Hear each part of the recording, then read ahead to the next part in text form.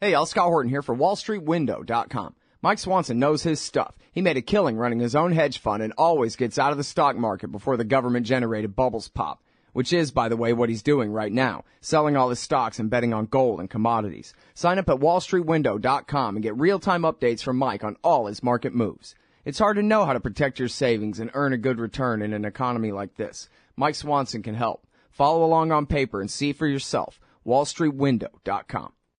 All right, y'all, welcome back. I was telling y'all earlier, it's now 4,000 interviews. I bring that up, it's 4,000 and something. And in fact, I think actually there are quite a few missing that are on antiwar.com that for some reason have never been put on my own site. Whatever. Anyway, for all I know, it's 5,000, but I don't think so. Anyway, 4,000 and something interviews. ScottHorton.org. They're supposedly all there in MP3 format for you. Let me know if you find any dead links. Anyway, the point being, 4,000 interviews, and approximately 2,000 of them are of our good friend, Gareth Porter. Welcome back to the show, Gareth. How are you doing? Hi, Scott. How are you? Of course, I know you were exaggerating for effect. Okay, but it is hundreds, and I think a couple hundred. The last time I counted, it was 150. But that was because it would automatically put the number at the end. It would say Anti-War Radio, Gareth Porter, number 149, or whatever. But then we changed the title system to where now they have dates in the titles, so that means it's not a clone of the same title again and again and again, so it doesn't keep count the way it used to before. It's kind of you to make this point, and of course I'm honored that you've wanted to interview me so often. Thanks. Well, you write a lot of stuff.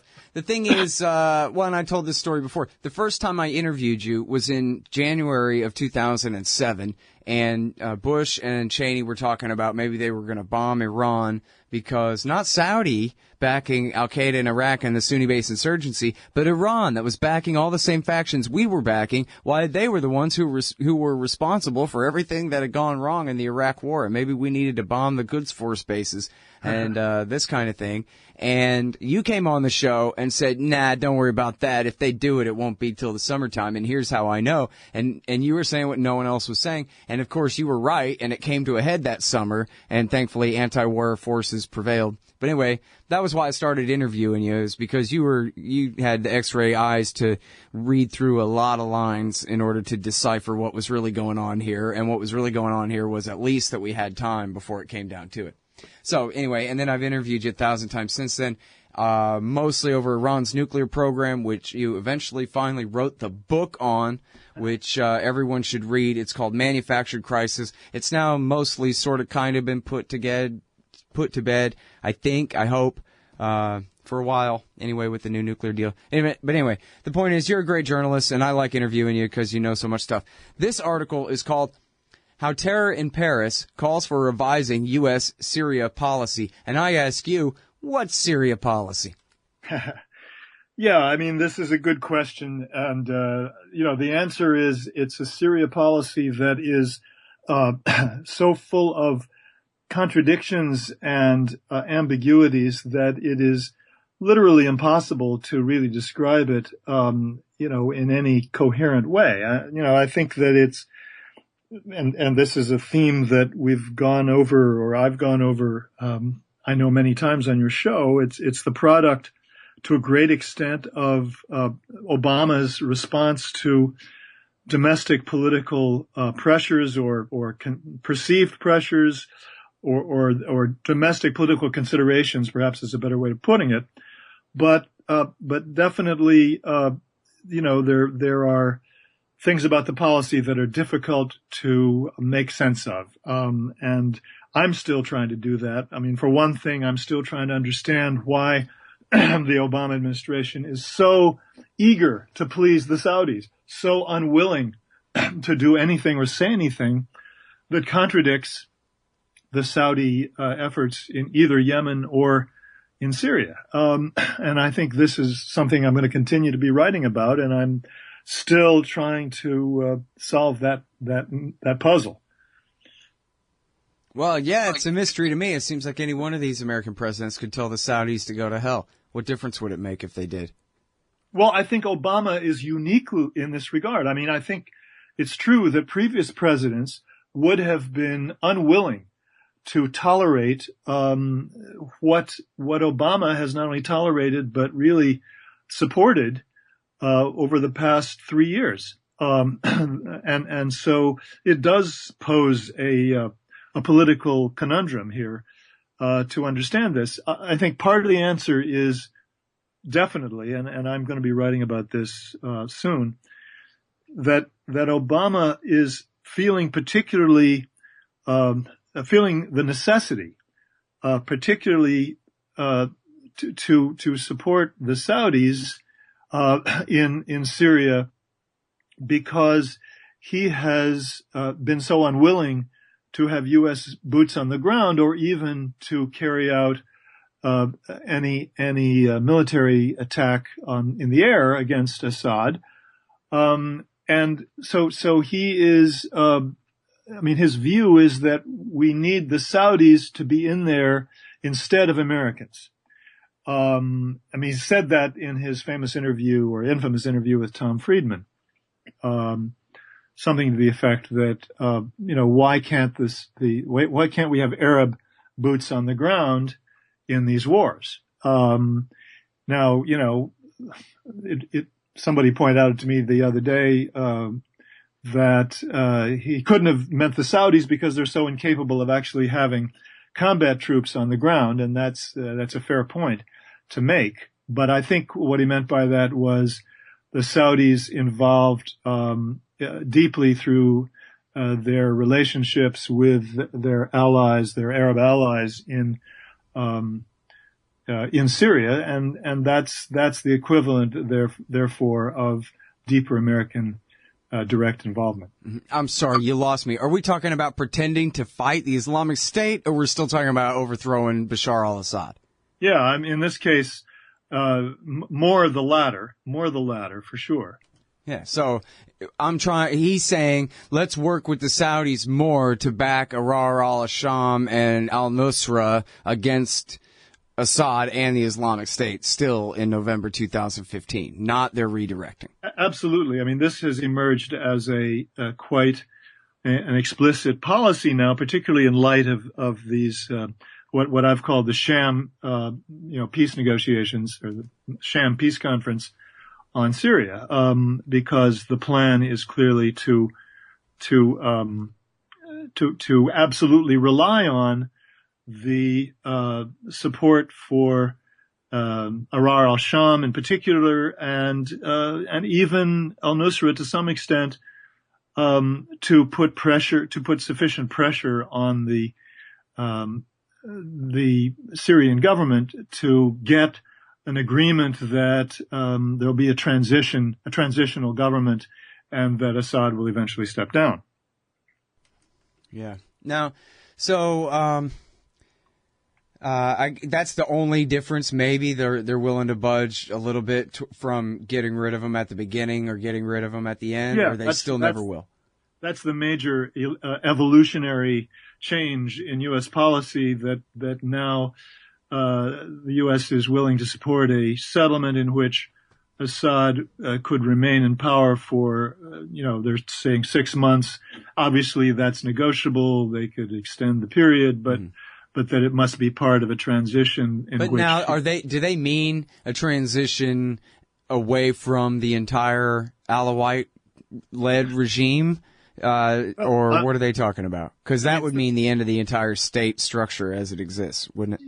Yeah, you're absolutely right. And I have to say that there's a lot of ambiguity about that. But I think they're trying to have it both ways. They're trying to argue that, well, of course, we have to have a secular government, and they've been explicit about that. A secular government in Syria, that means, that's a code word, I think, for protection of minority interests, including the Alawites, on one hand, and on the other hand, that it has to be a government in which the Sunnis have a fair representation, and that's going to be the crucial part of that they're going to sponsor in this transition.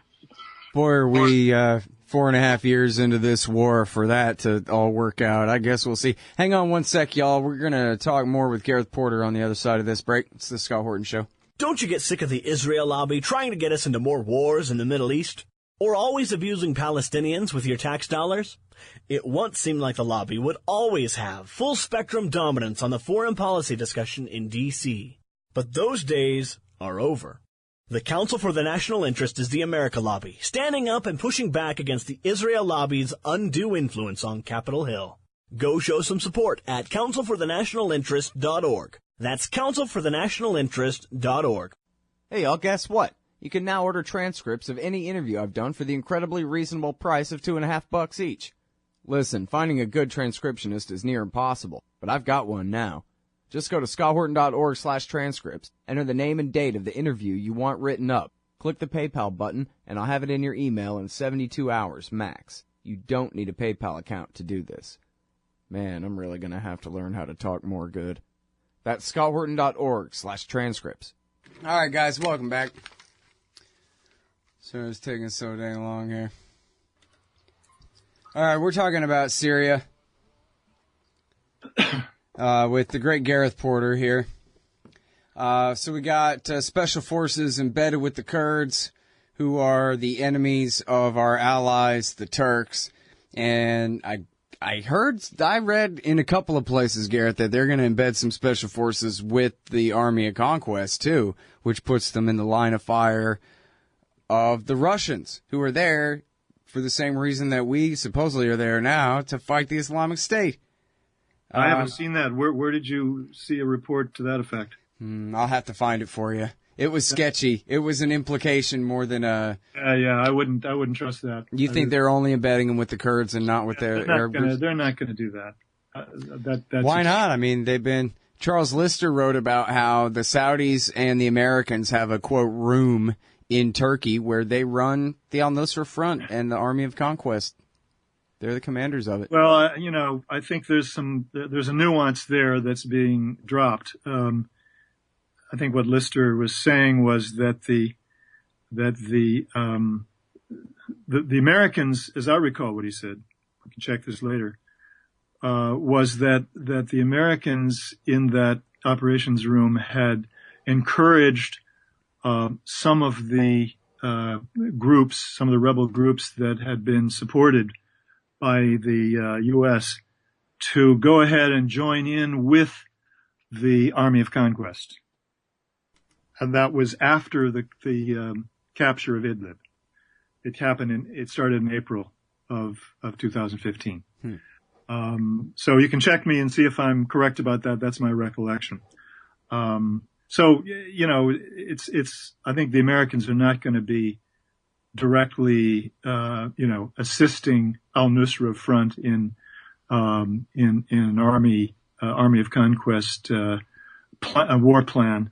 I think it's going to be more indirect. I think, they're counting on it, as I said, as a form of pressure. Definitely they're letting the Saudis continue their policy of direct support. And I reported, as I think you probably will remember, earlier this year, that a very well-placed Saudi source told me that the Saudis were providing 40% of all the military necessities of the Army of Conquest.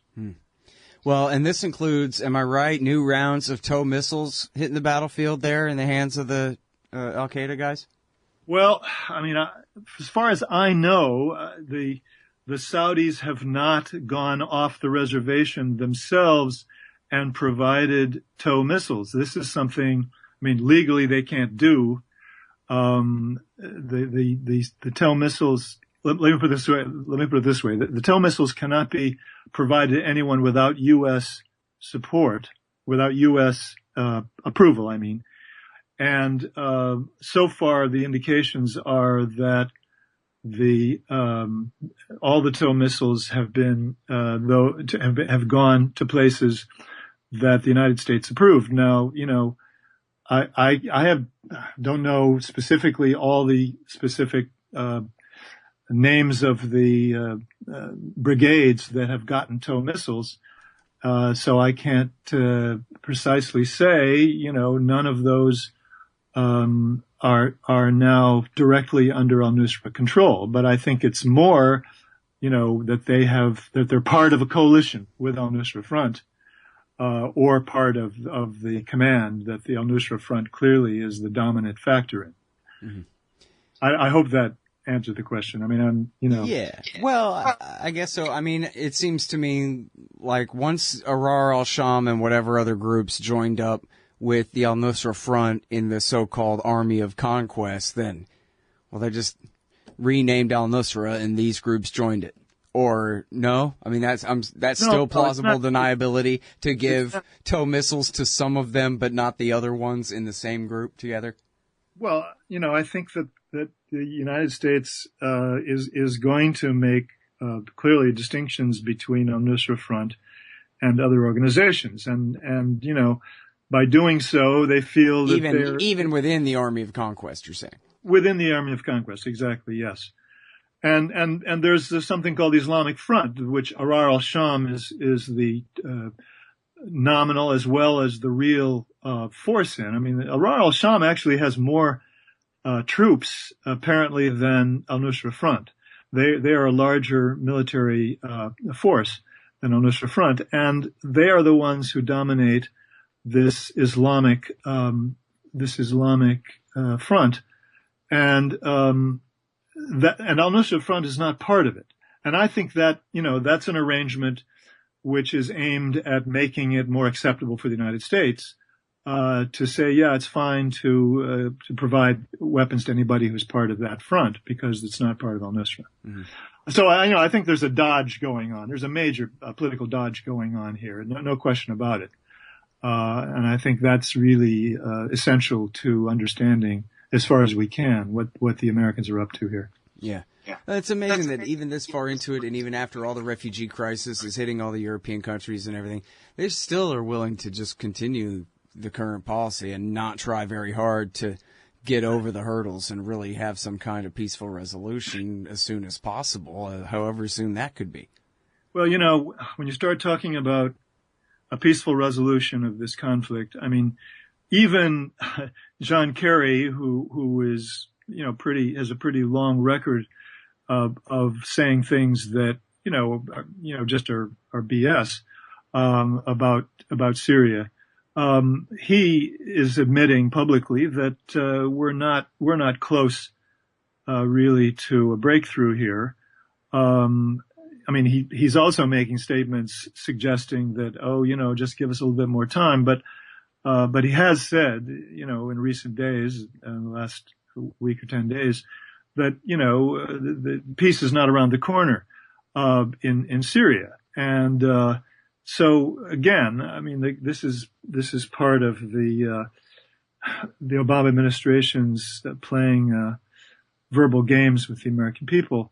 But, they appear to be trying to go into a phase of these talks, these negotiations, where what is supposed to happen is that the group of outside powers are going to decide who is a terrorist and who isn't, and those who are deemed kosher, if you will, if I may use that term under the circumstances, will be allowed to enter into the transitional government and be part of the power structure. That's going to be so funny when they include Al-Qaeda, because after all, if they can treat them at Israeli hospitals, then they must be kosher.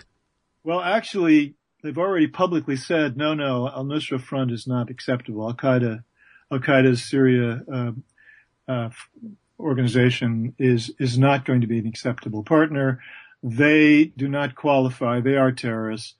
In fact, al-Nusra Front helped them out by, made it easier for them to take that position, or made it more difficult to take a different position by recently approving the terror attacks in Paris, believe it or not. And this was despite the fact that they were supposedly carrying out a charm offensive last summer. I'm sure you remember this spring and summer. They were trying to present themselves as a moderate alternative to ISIS. So anyway, this is by way of saying that No, al-Nusra is not going to be approved. They've already leaked that. But what is interesting is that everybody else is fair game. Arar al-Sham, all the other folks who are allied with al-Nusra Front, who are in the same command structure and who fight alongside them, those people are going to be waved on through, according to the best analysis that I've seen of this so far. What are they going to do then? Arar al-Sham is going to make a deal. They're all going to meet in Switzerland, come to a pact with Assad and America and Russia and whoever. And then what are they going to do about the al-Nusra Front and the Islamic State? Just because we make friends with some of the Mujahideen, they're going to help us get rid of the rest? How could they? Well, exactly. That's not going to happen at all. We know that perfectly well. And so do the designers of this crazy notion. I mean, the whole thing is sheer fantasy.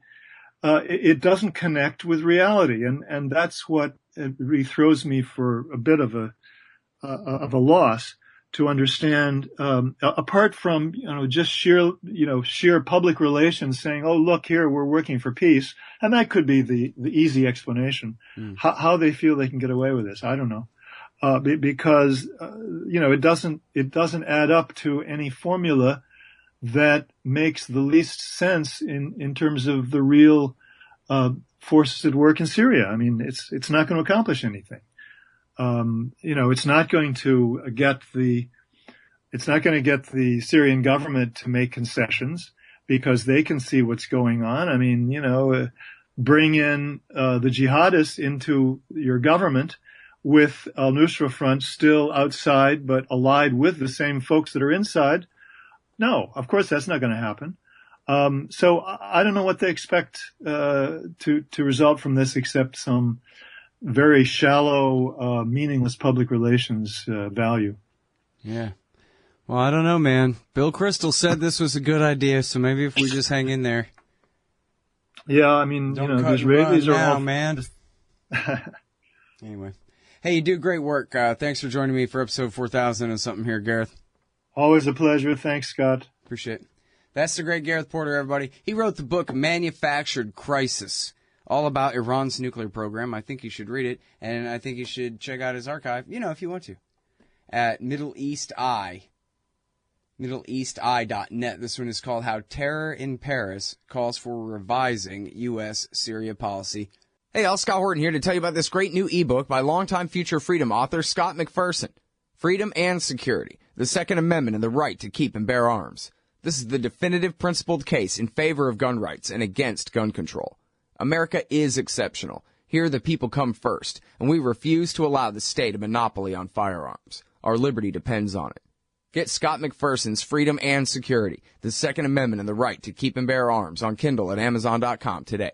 Hey, Al, Scott Horton here to tell you about this great new book by Michael Swanson, The War State. In The War State, Swanson examines how Presidents Truman, Eisenhower, and Kennedy both expanded and fought to limit the rise of the new national security state after World War II. If this nation is ever to live up to its creed of liberty and prosperity for everyone, we are going to have to abolish the empire. Know your enemy. Get The War State by Michael Swanson. It's available at your local bookstore or at Amazon.com in Kindle or in paperback. Just click the book in the right margin at scotthorton.org or thewarstate.com. Hey, all, Scott here. If you're like me, you need coffee. Lots of it. And you probably prefer it tastes good, too. Well, let me tell you about Darren's Coffee Company at darrenscoffee.com. Darren Marion is a natural entrepreneur who decided to leave his corporate job and strike out on his own, making great coffee. And Darren's Coffee is now delivering right to your door. Darren gets his beans direct from farmers around the world. All specialty, premium grade with no filler. Hey, the man just wants everyone to have a chance to taste this great coffee. darrenscoffee.com. Use promo code Scott and you get free shipping. darrenscoffee.com.